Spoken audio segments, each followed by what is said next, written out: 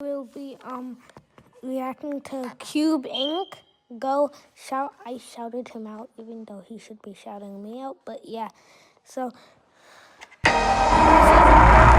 legends who went only to abandon them forever. Believe it or not, many Roblox players spent years building up their name, only to vanish at the height of it all, and for reasons you might not expect. So, to find out why they did this and where they could be, we need to dive into their full stories one by one. Starting with Azu5573. An average kid who joined Roblox for the very first time, ready for the wonderful adventures that'll... what are you guys doing here? Oh my gosh, it's Azu! Azu, please friend me. No way I got in your server! No way I met you! Hold up, why are you crowding this innocent player? Wait, what's that music? Well, I guess that explains it. Turns out this random kid is the billionth Roblox user, which was pretty big for the entire community, and especially for Azu. Azu loved all the attention she was getting. Well, at least for the time being. After a while, she noticed how valuable her account truly was. Literally a once-in-a-lifetime chance. She couldn't possibly let anyone ruin it. I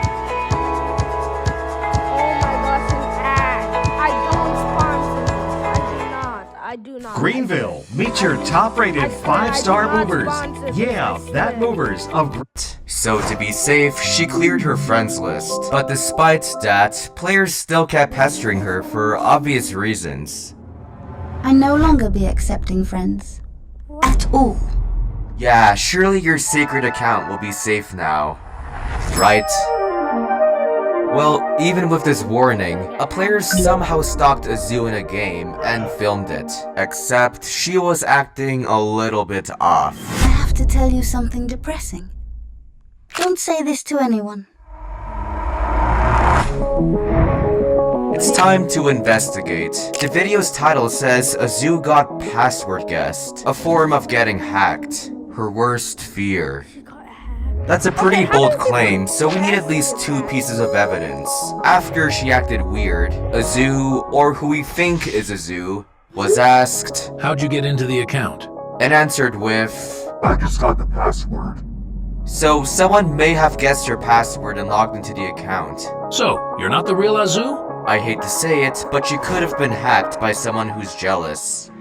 But, at the same time, she could have easily lied to get people away from her. She did want to protect her account. I mean, that's something a normal kid would do, right? Well, we're forgetting a major piece of the puzzle. Her Roblox game, or her home as she says. In this game, you would expect something normal, considering she's an average player. I think. But if we join her game for 10 seconds... yeah, this doesn't match up. Yeah, I'm out. With all this evidence, it's safe to say she just got hacked. But strangely enough, the creepy game was made on the exact day she joined Roblox. Normal the entire time, how can she possibly make a game this scary right when she joined? This could mean one of 2 things. Either 1, Azu is a pretty disturbing kid. Okay, probably not. Or 2, she was immediately hacked right as she joined without even knowing. Thankfully, there's one more piece of evidence I forgot. The guy in the video from before also stated Azu logged out of her account for a whole month after she joined. Theoretically, she could have logged out after making the account, only for someone else to hack in and make the creepy game, without her knowing, of course. And after a month, she logged back in and realized she was famous. So she took safety measures, only for her to get hacked again, as seen in this video. So from that point on, she's been exiled out of her special account for half a decade. The situation is honestly really sad. She's just an innocent kid who happened to be the billionth user. So lots of bad apples took that away. To this day, we don't know where she is or what she's up to. So let's hope our next story ends off on a happier note.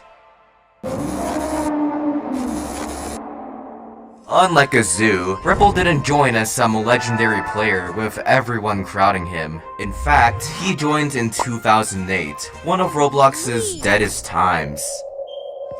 But for Ripple, Roblox was a sandbox game, a canvas for creativity, and he wouldn't let his time stop him from creating something great. So with the help of his loyal brother, they began to work on game after game, with the goal of making something out of this small platform. But since it was 2009, none of them really surfaced. However, that's when an idea hit him. What if I took inspiration from a bigger game than Roblox? This is the PS1, a legendary game console with one of its biggest games being Destruction Derby, which he was a pretty big fan of. With this fun idea, Ripple morphed it into a brand new game, Roblox Derby. The game was simple. You spawn with a car, and your only goal is to crash into as many people as possible. This gives you points to level up your car. For legal reasons, I must clarify that this isn't Roblox.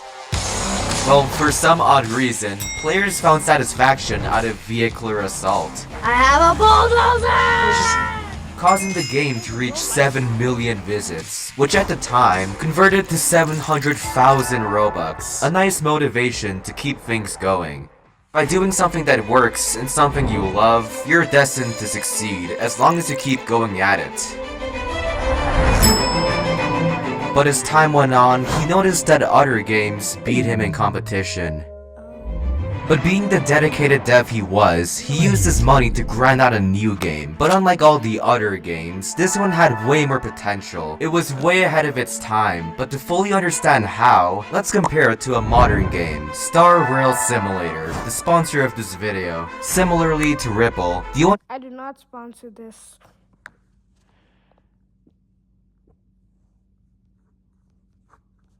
be used in the arena itself. You can I don't sponsor this.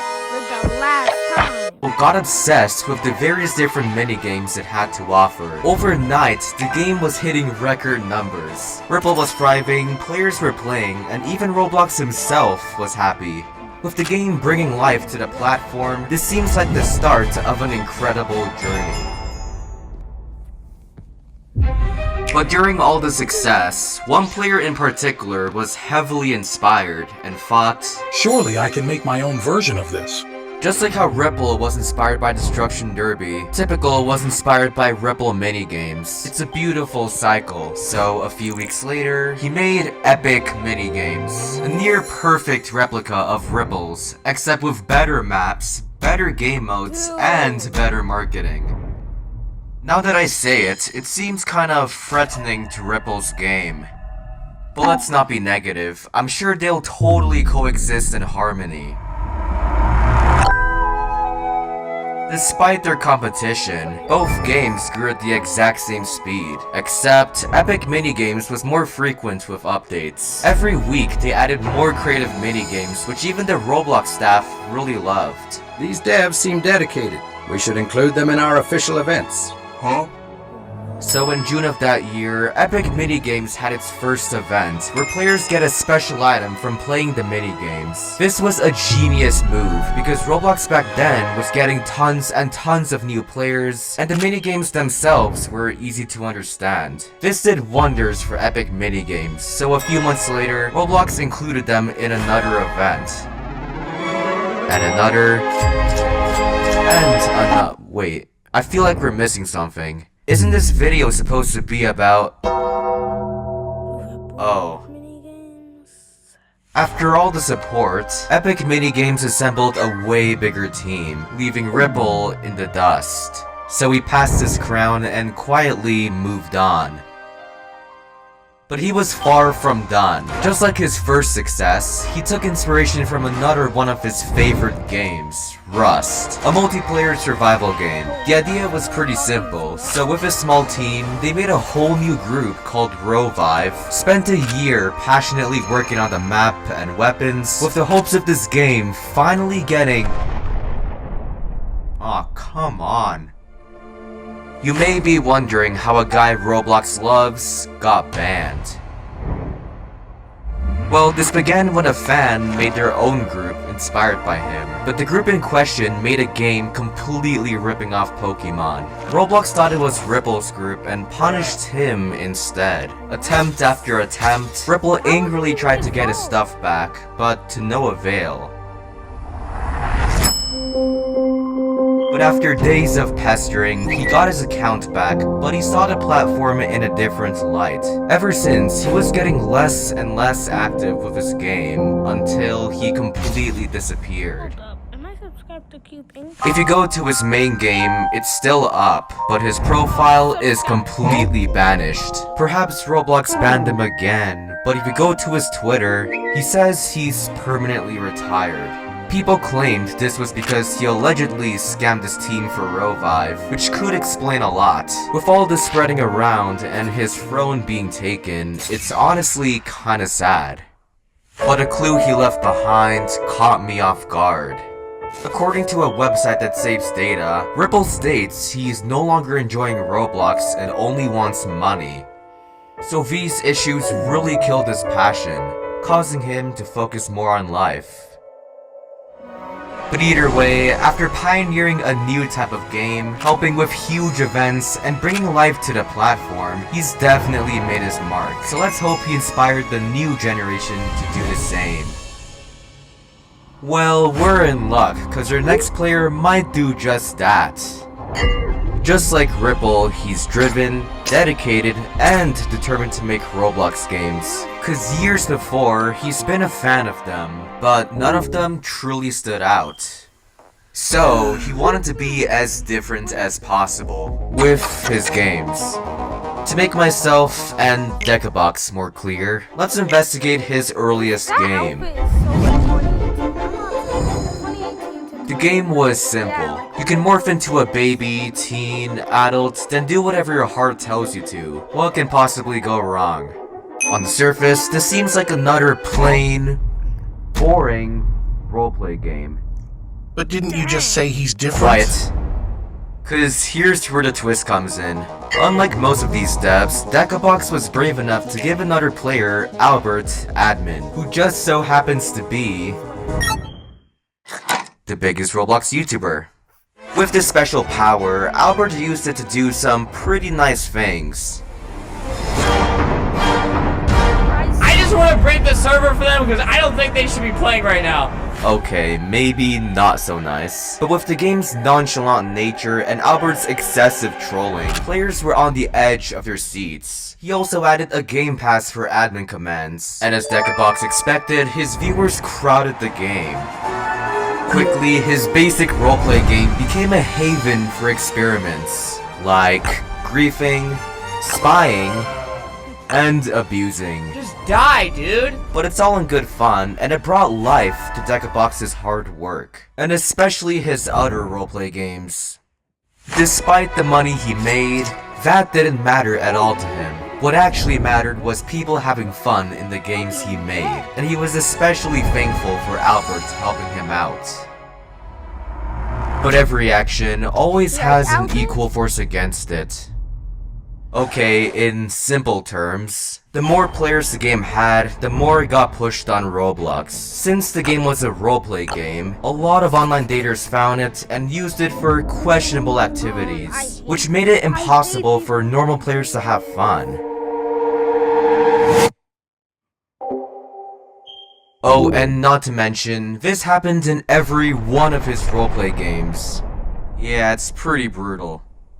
Everyone thought Decabox was responsible for this. In retaliation, trolls infested his game with bots and framed Decabox for doing it. Troll's not doing anything. And just like with Ripple, Roblox believed he actually did it and banned his account. Which, This game locked me in character. No, we'll be back. We'll be back. because his group had 3 million Robux, but because he worked so hard to build it, and no amount of money can get it back. But after getting support from his fans and the biggest YouTubers, he was determined to pick up where he left. So, right away, he made a new account named Decapad. Thankfully, he saved some games in an RBX file and was able to re-upload them. But players still found it and reported him. Although he was mad at this, it didn't stop him from making new accounts. What if we try this one more time but have the games, and group under a different name? That's actually brilliant. No way the mods will detect it.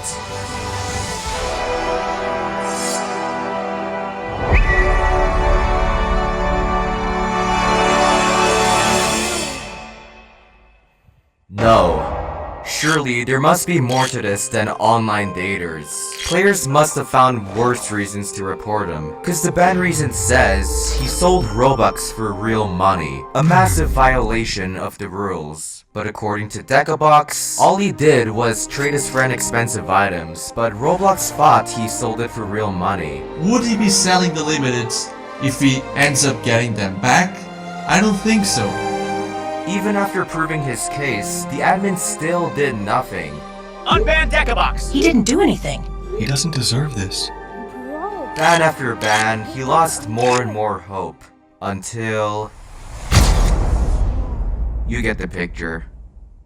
But instead of dwelling on the negative, we should all be happy with what he tried to do. In the short span of a year, he kickstarted the biggest Roblox series for millions to enjoy, paved the way for current roleplay games, and made a living off of Roblox, and especially for others, enough to enjoy his retirement and live his life to the fullest. So we shouldn't let trolls take that thought away. Although we don't know where he is now, I think it's best to enjoy, pave the way for trolls take that thought away. Although we don't know where he is now, I think it's best to respect his privacy and honor him as a person, and let him move on to a new chapter of his life. But doesn't that make you realize, these free players had a lot going for them, but because of that, players mistreated them without giving them a chance to speak for themselves, driving them off the platform. No matter how rich, famous, or beloved someone is, there's always a person behind that screen with real emotions. Which is why for my next video, I'll be interviewing the richest Roblox players, not just to find their secrets, but to understand and relate to them as human beings like you and me. So if you don't want to miss it, please check if you're subscribed. I guarantee it'll be worth it. But for now, that's a wrap. Yo, hit that like and subscribe button. Peace out.